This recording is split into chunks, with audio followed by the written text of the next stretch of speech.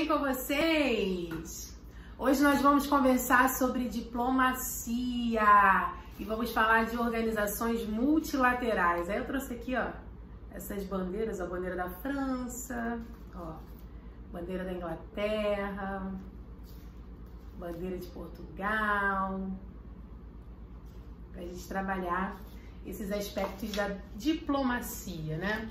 Mas vamos lá, o que é diplomacia, pessoal?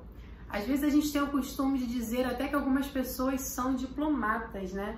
Elas têm uma característica muito positiva de resolver questões, de produzir acordos de paz, aquela pessoa assim tranquila que chega, resolve as coisas sem arrumar problema, que ela é muito bem articulada. De fato, a diplomacia é isso. Só que hoje nós vamos trabalhar ela pelos aspectos dos países, né, dos representantes políticos. A gente continua aí trabalhando as questões relacionadas à política, questões relacionadas à organização, e por isso, hoje nós vamos falar sobre diplomacia, mas também de que forma essa diplomacia ela é exercida pelos países. E aí entra a questão das organizações multilaterais, né? Então, vem comigo. Vamos começar?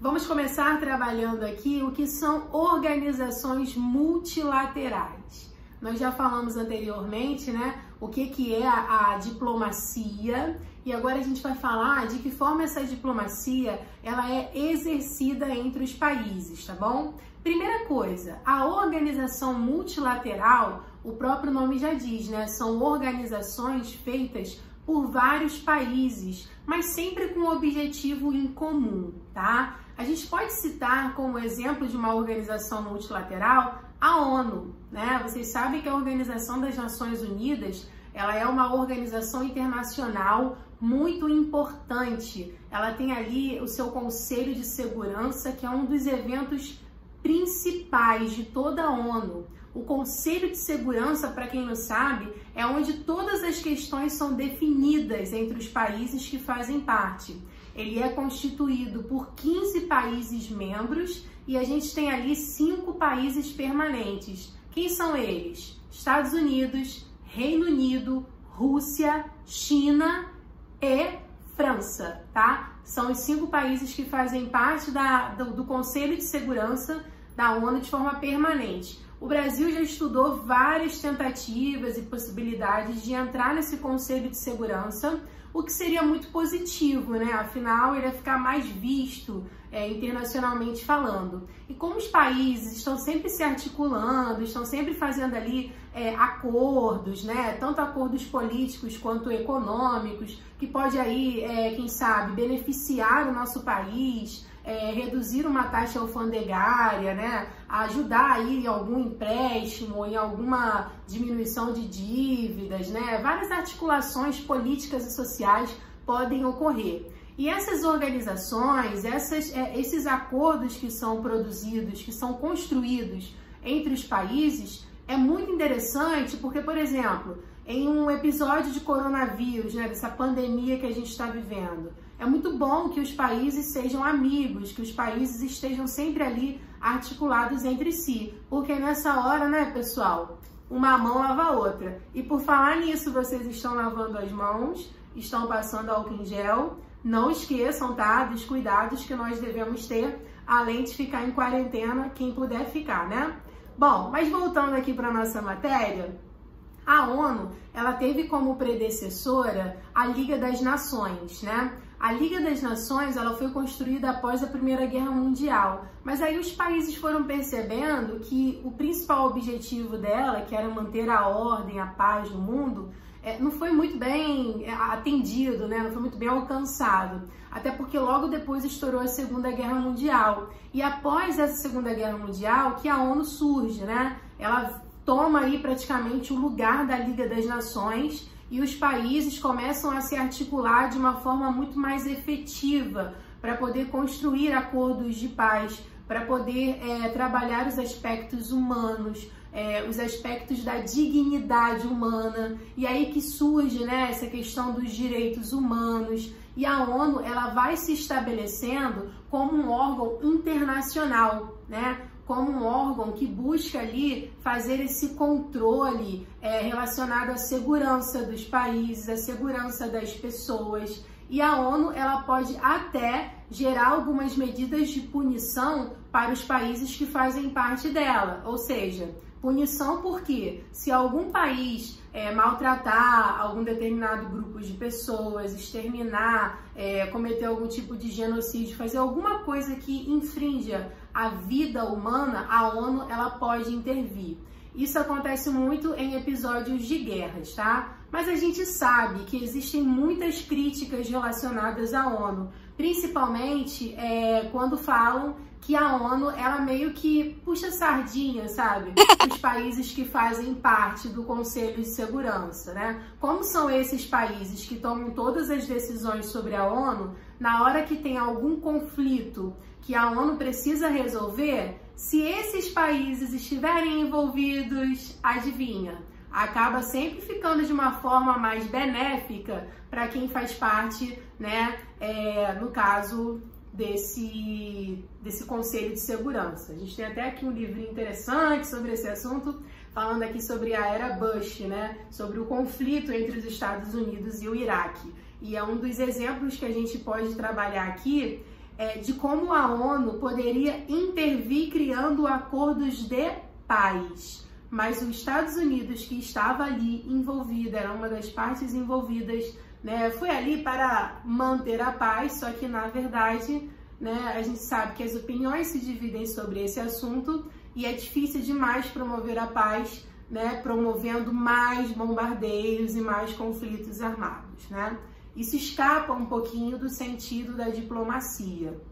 Contudo, quando a gente começa a trabalhar esse exemplo, a gente entra em outras zonas de conhecimento, né? Como, por exemplo, questões relacionadas ao terrorismo, ao radicalismo, etc. E aí, para a gente trabalhar bem essa questão, nós precisaríamos estar em uma outra aula, tá bom? Então, voltando aqui para as organizações multilaterais, e falando aqui da ONU, né, a gente pode também trabalhar os aspectos dos órgãos vinculados à ONU. A OMS, por exemplo, que está sendo muito falada nesse período de pandemia, a Organização Mundial da Saúde, ela é um órgão vinculado à ONU, ela faz parte da ONU.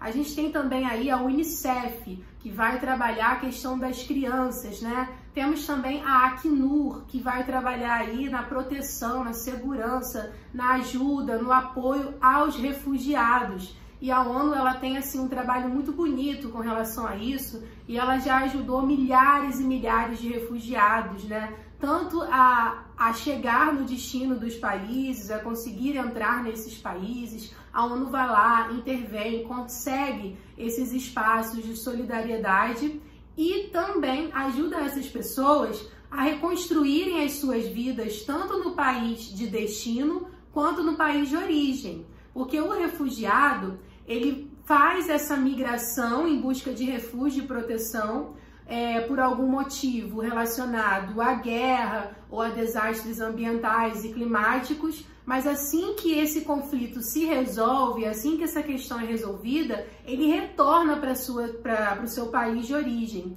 Então, a Acnur, ela trabalha tanto na questão do acolhimento desse refugiado, ela vai intermediar, ela vai criar acordos entre os países para que consigam acolher essas pessoas em situação de refúgio. A ONU também tem muitas associações com ações não governamentais, tá? Com pessoas que estão ali dispostas a fazerem trabalho voluntário para ajudar esses refugiados. E a gente pode até citar a ONG católica chamada Caritas, que trabalha muito com essa questão do refúgio, que trabalha com o acolhimento de pessoas em situação de refúgio e que é também promovida pela ONU. Tem também a contribuição financeira da ONU, tá?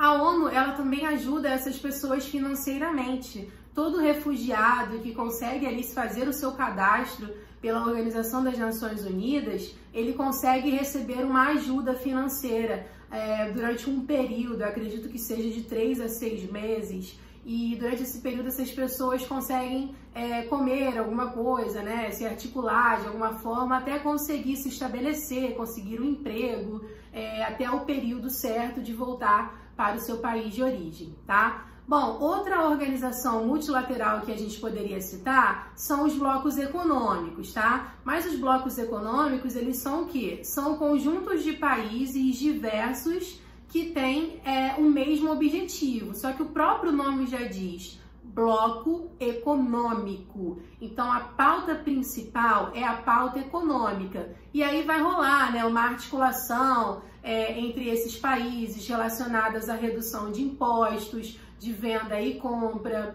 né, relacionada aí a acordos, a trocas de mercadoria, a questões relacionadas a migrações, a bolsas de estudo, a trabalho, promoção da imigração e etc. A gente pode dar um exemplo aqui, né? Tudo bem que agora está tendo um certo conflito, a União Europeia está tendo um certo conflito com a Inglaterra, que está querendo sair da União Europeia. A gente também pode conversar sobre isso numa próxima aula.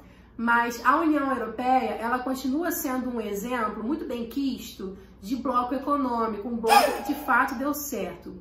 Deu tão certo que eles usam a mesma moeda. Todos os países que fazem parte da União Europeia, eles usam o euro, e isso fortaleceu muito a União Europeia, né?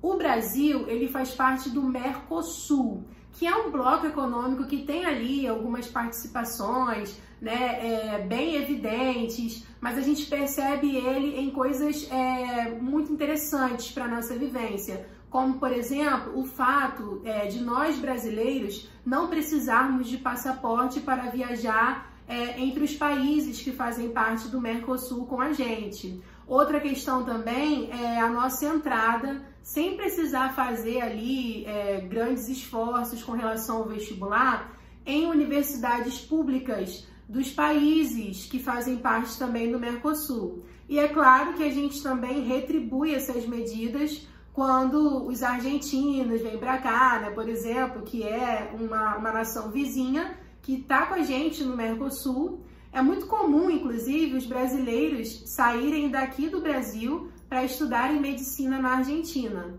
Estudam medicina na Argentina gratuito em uma universidade pública e sem precisar fazer vestibular, tá? Então isso existe graças ao Mercosul, tá bom? O Mercosul é um bloco econômico, tá? Agora, voltando aqui para mais exemplos sobre as organizações multilaterais, a gente pode citar a OTAN. Bem, a OTAN, ela foi criada em 1949. E qual foi o intuito dela ser criada? Ela é a organização do Tratado do Norte, né? Os países do Norte. O que isso quer dizer? Isso quer dizer que os Estados Unidos e a Europa se articulou para construir essa organização a fim de proteger a Europa Ocidental e os países também aliados, né, ao capitalismo, proteger esses países, mas principalmente a Europa Ocidental, dos ataques da União Soviética. Aí, em 1955, a União Soviética criou o Pacto de Varsóvia para proteger os países socialistas e principalmente a Europa Oriental, que era socialista, dos ataques dos Estados Unidos, que era capitalista. Bem, essas organizações, elas foram construídas num período de Guerra Fria, né? Que a gente sabe que é ali aquele conflito entre o socialismo e o capitalismo, né? Entre a União Soviética e os Estados Unidos, tá? O Pacto de Varsóvia, ele se desfez porque o socialismo, ele enfraqueceu, né? A União Soviética também se desfez e junto com ela, essas decisões também foram se desfazendo, mas a OTAN, ela permanece até hoje. E quem faz parte da OTAN recebe ali a defesa e proteção da liberdade, tem acesso à segurança que esses países podem produzir, né? Podem se ajudar ali dentro dessa organização. Então, pessoal, o que nós conversamos aqui hoje foi sobre diplomacia. A gente falou a respeito dessa característica política tão importante, pautada na resolução de problemas, pautada na construção de acordos de paz. A gente poderia ter citado também, mas sem problemas, vamos falar agora, sobre a profissão do diplomata. Depois dê uma pesquisada sobre isso, quem sabe aqui não surge alguém que queira ser um diplomata. O diplomata, ele é um representante político que vai promover esses acordos, né? Que vai representar o Estado brasileiro, por exemplo, ou outro país, nessa perspectiva de construir um acordo de paz, de construir sociedade com outros países, né? De conquistar aí proteção de segurança, praticamente se tornar um amigo, né, de outros países e conseguir benefícios para a nação através disso. Bem, essas organizações multilaterais, a ONU, a OTAN e todos os órgãos que fazem parte da ONU só existem por causa dessa necessidade diplomática que os países têm para se organizarem no setor internacional, tá bom? Então fico por aqui, espero que vocês tenham gostado da aula. Quem gostou, deixa o seu like, compartilha com seus amigos e não deixa de se inscrever no canal para vocês ficarem sempre recebendo os vídeos novos. Um beijo, tchau, tchau!